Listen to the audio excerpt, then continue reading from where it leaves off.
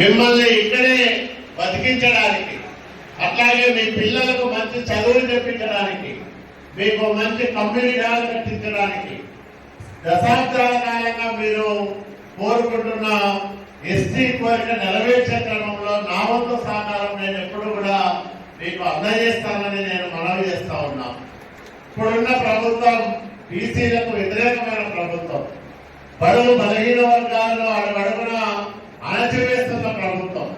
మళ్ళా బలహీన వర్గాల ప్రభుత్వం రావాలంటే తెలుగుదేశం పరిపాలన రావాలి.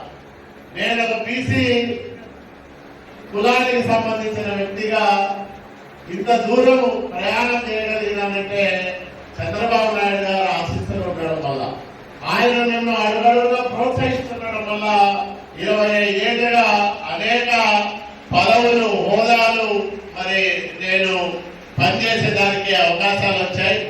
ఈ రకంగా ఒక బీసీ నాయకుడిని ఇన్ని సంవత్సరాలు ఇంత పెద్ద హోదాల్లో పెట్టగలిగినారంటే అది తెలుగుదేశం పార్టీలోనే సాధ్యమవుతారు.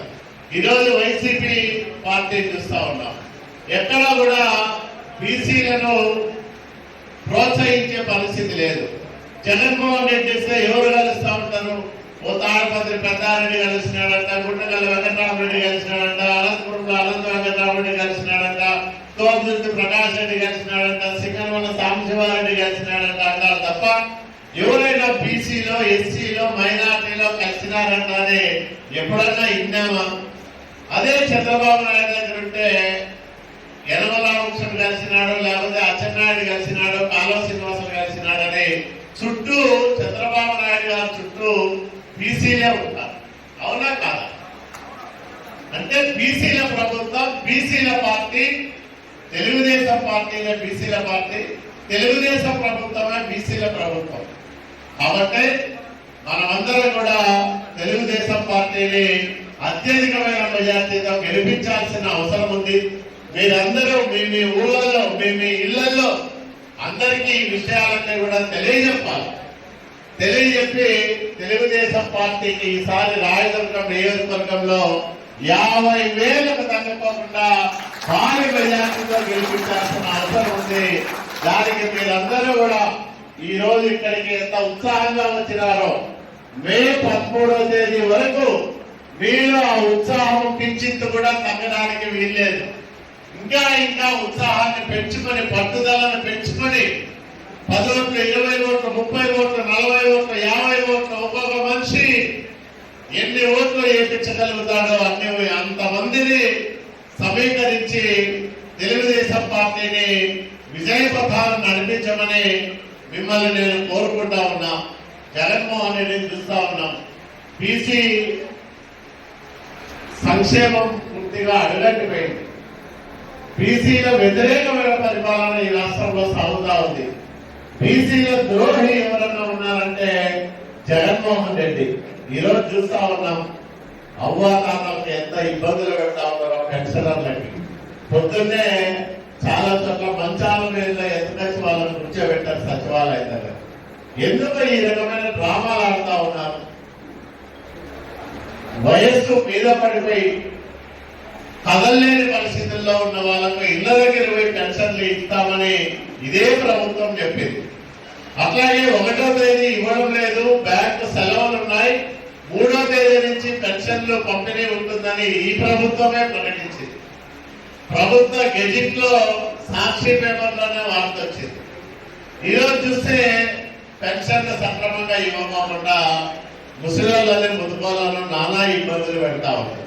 అంటే జగన్మోహన్ రెడ్డి ముఖ్యమంత్రి, కానీ చంద్రబాబు నాయుడు గారు ఇట్లా ఇబ్బందులు సృష్టించినాడని చెప్పడానికి వాళ్ళ జీవితాలతో ఆటలాడుకుంటున్న దుర్మార్గుడు జగన్మోహన్ రెడ్డి అని మీ అందరికీ నేను మనవి చేస్తా ఉన్నాను.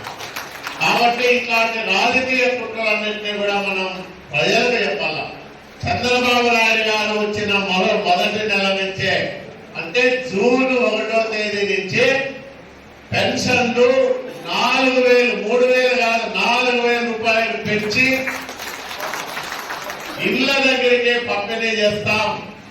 అట్లాగే బీసీలు, మనమందరం కూడా బీసీలు, మామూలుగా అయితే 60 ఏళ్ళు పెన్షన్ రావడానికి అర్హత, కానీ బీసీలకు 50 సంవత్సరాలకే పెన్షన్ ఇస్తానని చెప్పిన నాయకుడు నారా చంద్రబాబు నాయుడు గారిని మీ అందరికీ నేను మనవి చేస్తా ఉన్నా.